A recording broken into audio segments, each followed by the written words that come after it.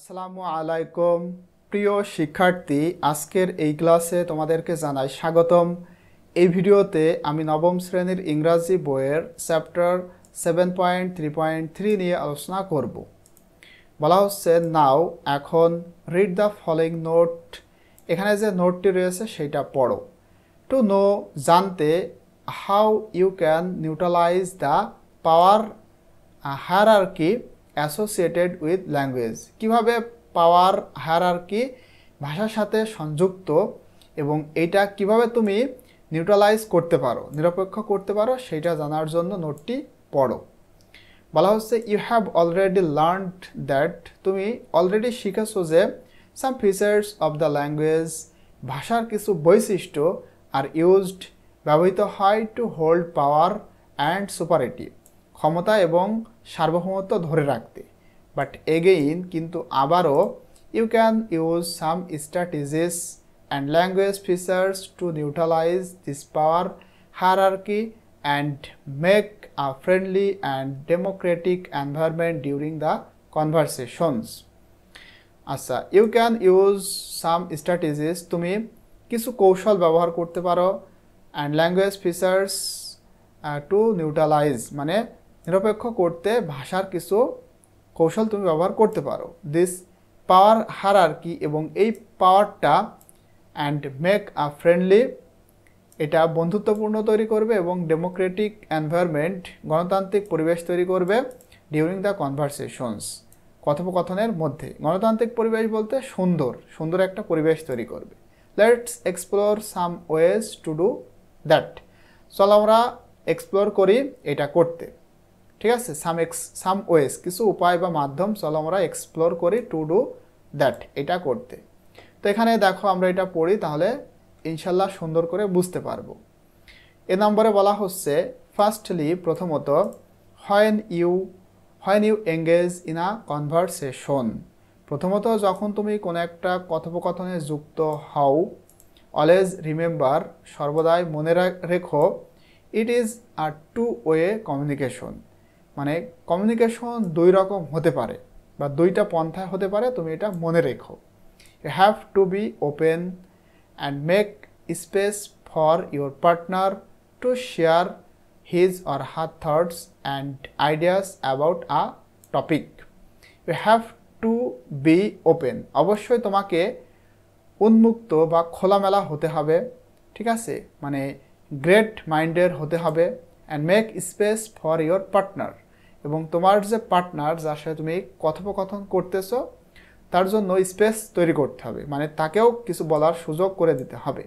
Two share করতে, to আচ্ছা his or her thoughts, তার চিন্তাভাবনা, অ্যান্ড আইডিয়াস, এবং ধারণাকে, অ্যাবাউট আর টপিক, একটা টপিক সম্পর্কে। বি নম্বরে বলা হচ্ছে to neutralize power hierarchy during a conversation, মানে পাওয়ার হায়ারার্কির এটাকে নিউট্রালাইজ করা কনভারসেশনের সময়। অলওয়েজ অ্যাগ্রি, সর্বদাই অ্যাগ্রি হাউ টু ডিসঅ্যাগ্রি, মানে অ্যাগ্রি থেকে ডিসঅ্যাগ্রি হাও, মানে সম্মত থেকে অসম্মত হও। And show respect for your partner's opinions, এবং সর্বদাই তুমি কি করো, সম্মান দেখাও তোমার পার্টনারের মতামতকে। ঠিক আছে, যদি তুমি তোমার পার্টনার এমন কিছু বলে যেটার সাথে তুমি একমত হতে পারছো না, তারপরেও তুমি তাকে রেসপেক্ট দেখাও এবং তার যে মতামত সেটাকে তুমি সম্মান করো। মানে তোমার চিন্তাভাবনা একরকম হতে পারে, অন্যদের চিন্তাভাবনা কিন্তু অন্যরকম হতে পারে, তাই বলে যে তার সাথে তুমি রাগ করবা এমনটা করা যাবে না, অবশ্যই তাকে তোমাকে রেসপেক্ট করতে হবে। If you have different opinions, if you have, তুমি যদি পেয়ে থাকো ভিন্ন মতামত, share your opinions politely using modal verbs, মানে মডাল ভার্বের ব্যবহার করে পলাইটলি, ভদ্রভাবে তোমার মতামতটা শেয়ার করো। যদি তার মতামতের সাথে তোমার মতামত মিল না হয়, তখন তোমার মতামতটা তুমি পলাইটলি তাকে বলো। কিভাবে বলো? ইউজিং মডাল ভার্বস, মডাল ভার্বের ব্যবহার করে। ফর এক্সাম্পল, উদাহরণস্বরূপ, ইউ ক্যান সে, তুমি বলতে পারো, could you please reconsider your thoughts on the topic, তুমি কি পুনরায় রিকনসিডার করবে, মানে বিবেচনা করবে তোমার চিন্তাভাবনা এই টপিকটির ওপরে। এইভাবেই যে কুড ইউ প্লিজ, দেখো, দয়া করে তুমি কি পুনরায় বিবেচনা করবে তোমার চিন্তাভাবনাটা এই টপিকের ওপরে এইভাবে সুন্দর করে তুমি বলো। সি নম্বরে don't interrupt when someone is talking. কখনোই বাধা প্রদান করো না যখন কেউ কথা বলবে বা কথা বলতেছে এমন সময় তুমি কারোর কথার মধ্যে কথা দিও না। If you have a question, যদি তোমার প্রশ্ন থাকে, আস্ক পলাইটলি, ভদ্রভাবে জিজ্ঞাসা করো। ডি নম্বরে to have an effective conversation, একটা কার্যকরী কনভারসেশন করতে অ্যাভয়েড আস্কিং ডিরেক্ট কোয়েশ্চেন্স, সরাসরি প্রশ্ন করা থেকে বিরত থাকো। ইনস্টেড, এটার পরিবর্তে use a polite way to ask questions. ঠিক আছে, এটার পরিবর্তে ইউজ আ পলাইট ওয়ে, ভদ্রভাবে টু আস্ক কোয়েশ্চেন্স, প্রশ্ন করো। লাইক, সেটা কেমন? Like I would like to know, আমি জানাতে পছন্দ করি। এভাবে তুমি বলতে পারো যে তুমি একেবারে পলাইটলি বলো যে আমি এটা করতে পছন্দ করি বা বলতে পছন্দ করি বা জানাতে চাই যে বা জানাতে পছন্দ করি ডট ডট, এইভাবে তুমি বলতে পারো। অথবা তুমি এইভাবে বলতে পারো যে would you mind telling me, যদি আপনি কিছু মনে না করেন তাহলে কি আমাকে বলবেন এই বিষয়টা সম্পর্কে, এভাবে। ঠিক আছে। ই নম্বরে বিফোর মেকিং ডিসিশনস, সিদ্ধান্ত নেওয়ার পূর্বে always ask for others opinions, অন্যদের মতামতটা তুমি জানতে চাও। লাইক, সেটা কেমন?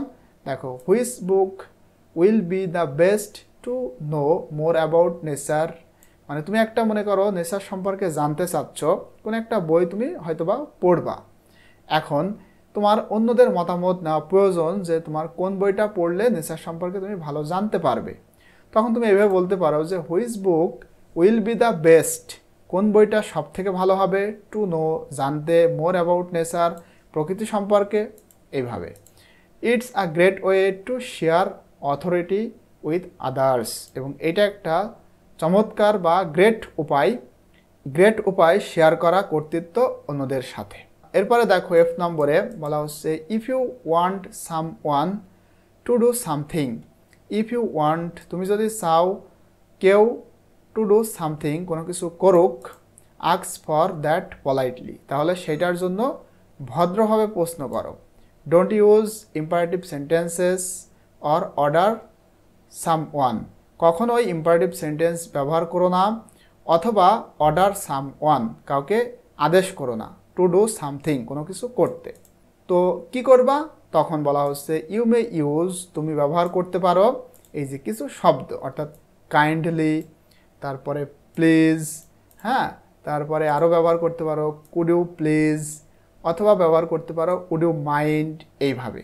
মানে কাইন্ডলি, দয়া করে আপনি কি এই কাজটা করে দিবেন, প্লিজ আমাকে একটু হেল্প করবেন, কুড ইউ প্লিজ, যদি কিছু মনে না করেন, কুড ইউ প্লিজ আমাকে কি একটু হেল্প করতে পারেন, এইভাবে। উড ইউ মাইন্ড, ঠিক আছে, এগুলা কিন্তু ভদ্রভাবে কোনো কিছু করতে বলার জন্য ব্যবহার করা হয়ে থাকে।